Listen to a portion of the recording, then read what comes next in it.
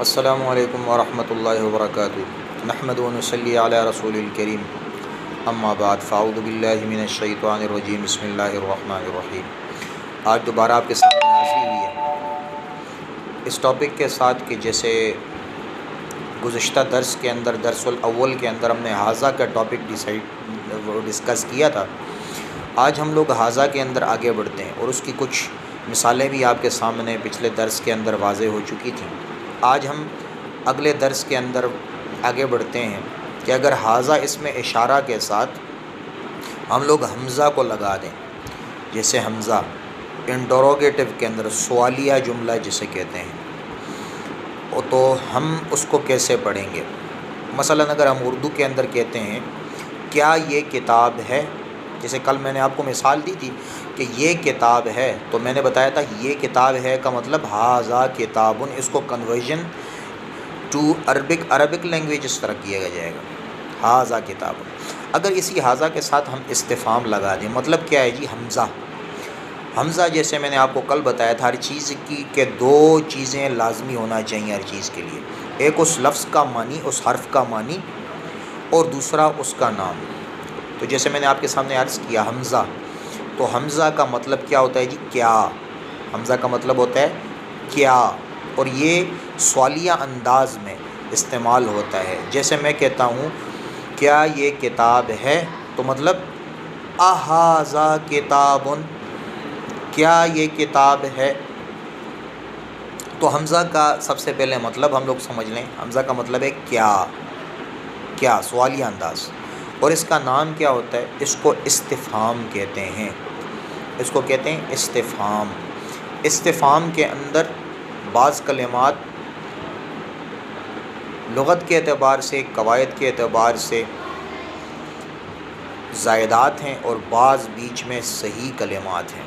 جیسے استفہام، فا، ہا اور میم، یہ تین کلمات جو ہیں یہ اس کے اندر اصلی کلمات ہیں، اور اس کے علاوہ جو جتنے بھی کلمات ہیں وہ زائدات کہلاتے ہیں۔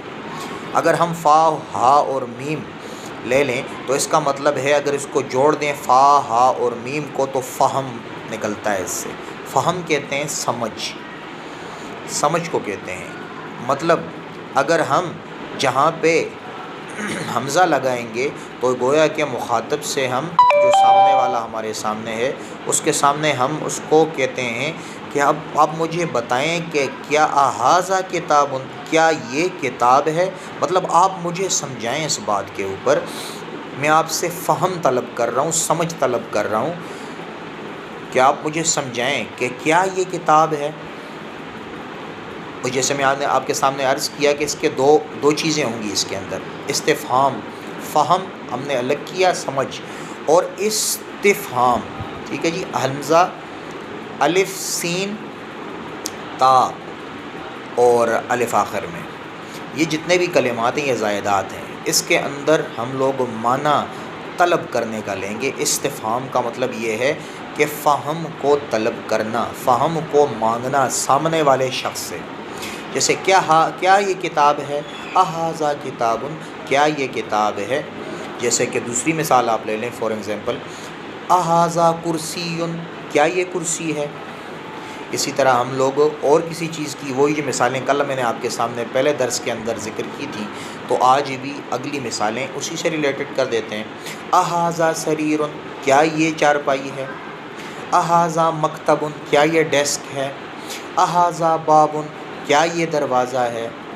احاذا قلم، کیا یہ قلم ہے۔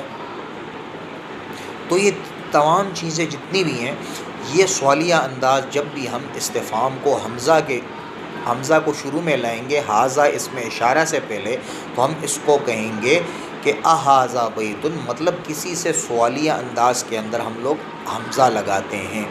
احاذا بیت، احاذا کتاب، احاذا قلم، تو یہ تمام چیزیں کیا ہوتی ہیں جی؟ ہم لوگ سوالیہ انداز میں استعمال کرتے ہیں۔ تو ہمارے اس چینل کو جو ہے وہ آپ مزید کیا کریں جی؟ سبسکرائب کریں، تاکہ آپ کو روزانہ دروس کے اعتبار سے، روزانہ کے درس آپ کو آسان سے آسان عربی سیکھنے کو ملے، اور یہ دروس انشاءاللہ تعالی مزید آسان ہوتے جائیں گے۔ اللہ تعالی ہمیں عمل کرنے کی توفیق عطا فرمائے۔ وآخر دعوانا الحمد للہ رب العالمین۔ السلام علیکم۔